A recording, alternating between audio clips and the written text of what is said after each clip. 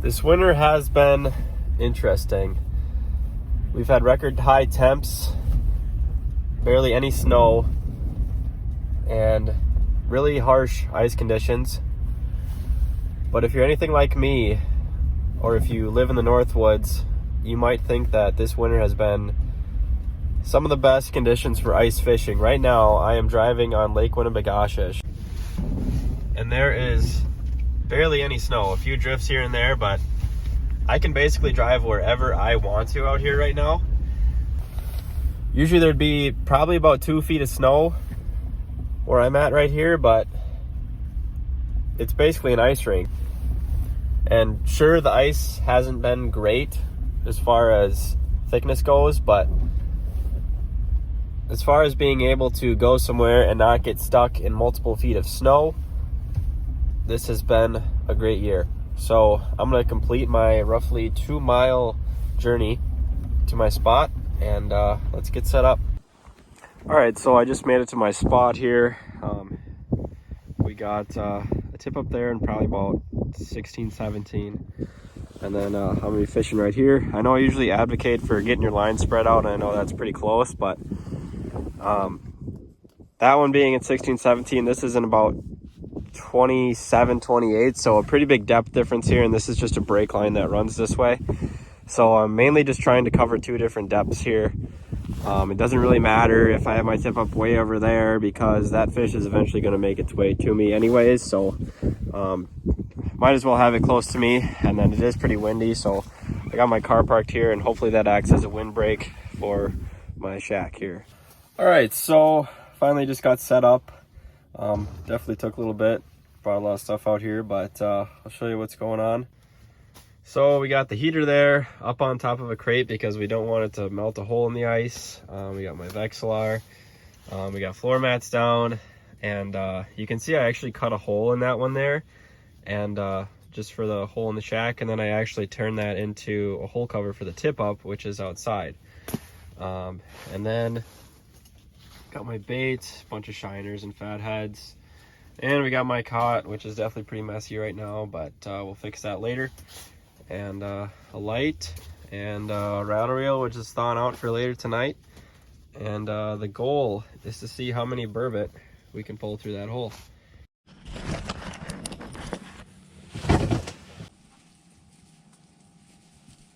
Oh my god. Oh, I'm about to get one too. I'm on. I've got one. This one actually just smoked it. Hold on, I'll call you later.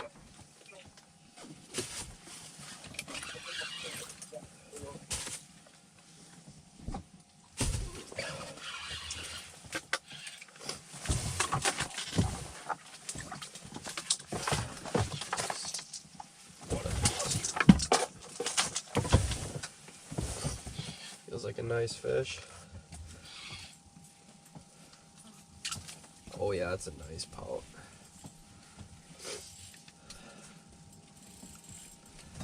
She is fighting hard. Oh, that's a real nice pout. Oh, she's in the hole and she's gone.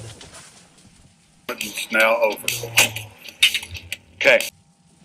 Oh, that kind of sucks. Oh well. We got one to eat. I was jigging a pulp pounder jig for a while and no bites, and then I started using the spoon, and that one was pretty aggressive. And it was a nice one, got off, but at least we got one to bite, and we still got all night to catch fish, so I'm not too upset. Frustrating. So I've marked 7. One of them bit, and it was actually a pretty big one, and I got it all the way to the hole, and it popped off like at the hole, and I could literally just see it. Like, I was actually so upset. Are you serious? Yeah. I'm marking another one. Are you staying warm, babe? Yeah. Okay, good. Hold on. I'm about to get another one. Y'all? Oh, you just ate it. There we go. Oh. Y'all? Okay, I can't lose this one. Like a one? What? Does it feel like a nice one? Yeah, it does. Y'all? It's got the deucer cord.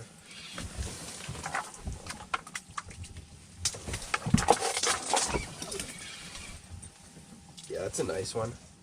A real nice one. Shit. Stay pinned, bud. Stay pinned. Oh my god. Is it nice? Yeah, it's like a 6-pounder. Shit. Is that average or is that? Like... That's a pretty good one for out here. Maybe not 6. Stuck on the hole. Come on up.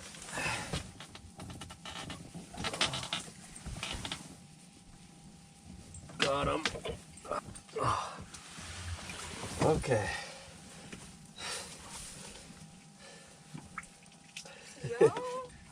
Got a call from my girlfriend, and we got our first pout of the night. Lost that first one, and that one will make up for it. Nice long one. I don't know, probably like a 5-pounder, but she's got some really pretty markings. And yeah, we'll get her back and see if we can get some more. All right, first pout of the night going back down. They are never easy to release, and he's gonna go down backwards. Maybe. Oh, he's gonna come back up. Let me turn you around there, bud. He's gonna get my floor all wet, but that's okay. And there he goes. Yeah, the last 2 that I had on. Both the ones I had on were pretty nice. Like the one I just caught was probably like a 27-incher, but it was just kind of, I'm about to get bit again. I got another one coming up. Get his ass. Yep, he just ate it. Got him. I'm gonna have to let you go. Alright, see ya. See ya. You're gonna have to end it. I got 2 hands on the rod. This one is a nice one. This one is fighting hard. Holy crap. Like, this is why pout are so fun. They actually fight real good. And he's not even that big, he's just real fat. I got water coming up the hole. It's a pretty one though, holy crap. Oh yeah, greasy burb. On that pout pounder, I was using a jig earlier and I switched to the spoon. Look at that frickin' belly on that dude. Whew. I don't know how well you guys can see that, but really nice pout. Look at the markings on there. Pout number 2 landed of the night. Really awesome leopard color. Probably about a 4.5 pounder. And they getting soaked. So I wanted to take a second to kind of talk about the gear that I'm using today. This is I believe a 40-inch medium heavy moderate action rod. My buddy Grady Fossum made this rod. I will leave his Instagram down below. He actually makes custom rods for a really good price, and this is probably one of my favorite rods. I use it for lake trout and burbot. And you can see it's just really stiff all the way to the tip, which is really important because you can see I'm using like a 1-ounce spoon here, and when I jig, that rod tip doesn't bounce too much. And when I'm down there, I'm not really trying to jig up and down too much as I am just jigging it, holding it in spot and pounding it, because if you've ever seen an underwater video of a burbot try to find something, it's not like they have very good eyesight, and they're really just trying to find it down there. So if you can just hold it in place and just pound it and help them kind of detect that, let all those minnows you got on there kind of move around, and hopefully they feel one of those and they'll slurp it up. So yeah, I've got 20-pound braid on here. I do happen to have a leader on here, but that's not necessary. It's dark out, they can't see anything anyways. So I like to go kind of heavy, and yeah, as you can see, even though I'm using a pretty heavy setup for ice fishing, these fish are still giving me a pretty good fight. Alright, well, I wasn't recording for that, of course, but we're hooked up again. Headlight died, so we'll see how this landing job goes.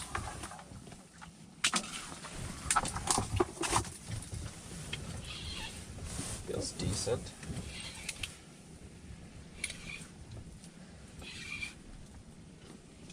It's hard to tell. Oh yeah, nice fatty.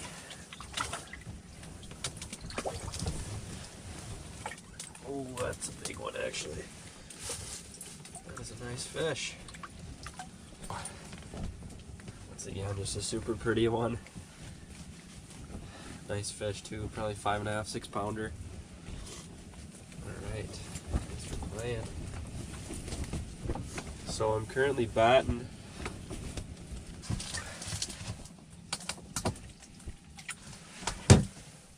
He's on it. Oh no! What No, did he not the rattle reel. did he bite the rattle reel? No, dude. I can't tell because I'm still marking him. At least you'll probably catch him. Oh my god, there's one above me. I'm about to get bit. Got one.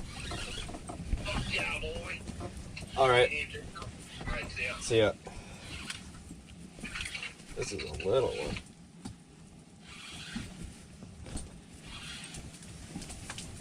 Woo. Little boat. Oh wow, that is so greasy. He is just making a swimming pool of grease. Nice little pout there. Seems like when you catch them on like the Mississippi chain, so like Bemidji, Cass, Winnie, which I'm on right now, Leech Lake, they get this really cool kind of leopard print, and that seems kind of unique to this system. And it's really cool. Like if you were to catch one in say Canada or Lake of the Woods, they really don't have this coloration to them. So we kind of get a special treat up here in this area catching pout like this. So yeah, cool. We'll send them back down. It's been a little bit since I've caught one. I missed one a little bit ago, but it's nice to set the hook again, that's for sure. Get this guy back down. Oh, maybe.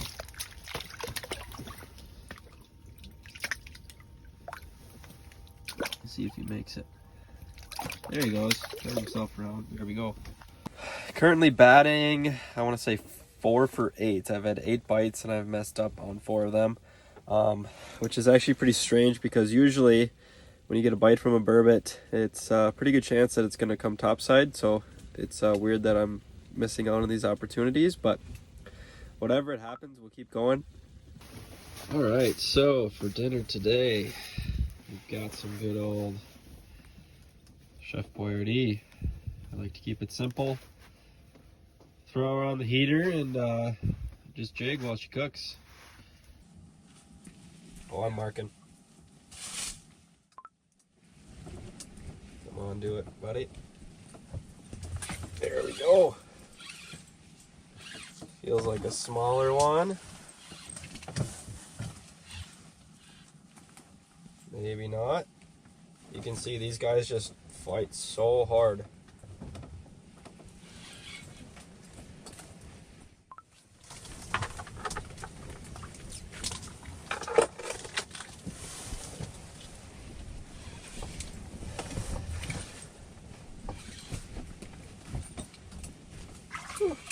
Nice little guy there.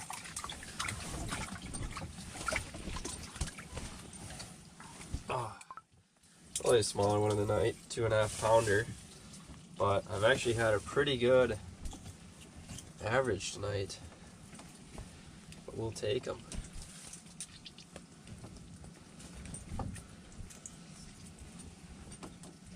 They have been aggressive, that's for sure. I got about a foot of dead zone. I'm jigging probably 6 inches above that, and I can just see him come screaming up out of that dead zone, and just doesn't even really matter what I do with it tonight, but we're just getting bit. That's 9 bites tonight. My 5th pout. Sweet. Let's see how many we can get. Alright, so it is now about 1 a.m. I've been jigging for a couple hours and I haven't even marked a burbot, so I think I'm going to call it a night. I'm going to throw down a rattle reel, and that probably will get bit at some point. But yeah, I can't really complain too much. For pre-spawn burbot fishing, catching 5 and missing 4 is not too bad. So yeah, I will see you guys probably at some point during the night. If not, then in the morning. All right, guys, rattle reel just spun a little bit. Got him. It's fighting like a burbot. Let's see what we got here. Yeah, it's fighting pretty good.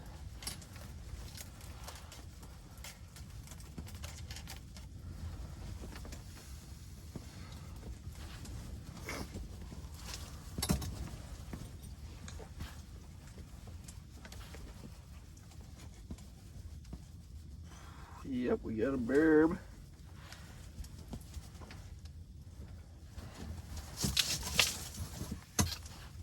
All right. Here we go. There's a pretty guy there. See that super tan color. Nice. Probably about a 3.5, 4 pounder. And the jig is nowhere to be seen, which is kind of tough. Literally spun it probably once, and I set it pretty quick, and he's already got it choked. So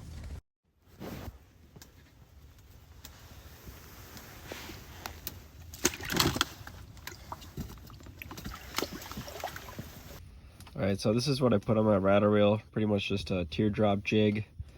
I caught that last one on a pretty big fathead, but I put a shiner on there because next time I wake up, I want it to really be worth it. So we're going for a big fish now. Hopefully a big walleye or something comes along, and but we'll take a burbot too. So yeah, that's pretty much all there is. No sinker involved or nothing. Just drop that down, put it a foot or 2 off, and yeah, that's about it.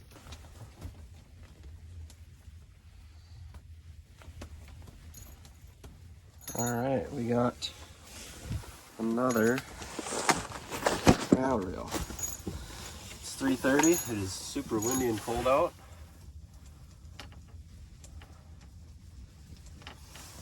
But we got a fish.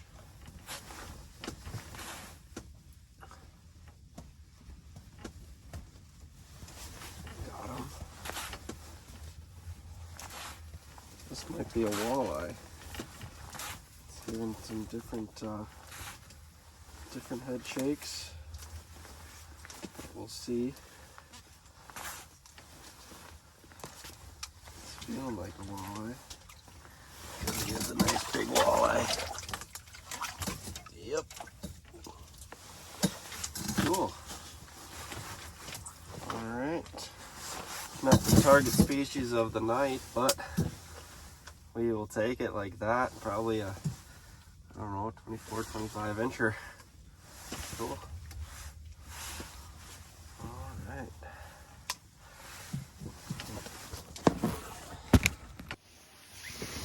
Alright. 24-inch walleye on the rattle reel. Going back down on the little demon looking jig. The shiner. Cool.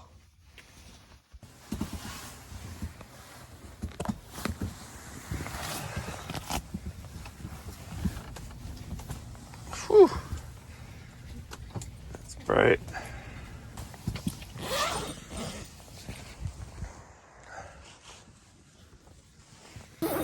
All right, good morning, everybody. It's like 9 a.m. right now.